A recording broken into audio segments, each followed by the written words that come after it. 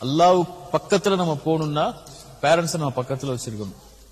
அல்லாஹ் விட்டு தூரமா நம்ம இருக்கணும்னா பேரண்ட்ஸ் விட்டு தூரமா இருந்தா போதும். அல்லாஹ் இடத்துல ரொம்ப கண்ணியமா நம்ம இருக்கணும்னா பேரண்ட்ஸ்ட நம்ம கண்ணியமா இருந்தா போதும்.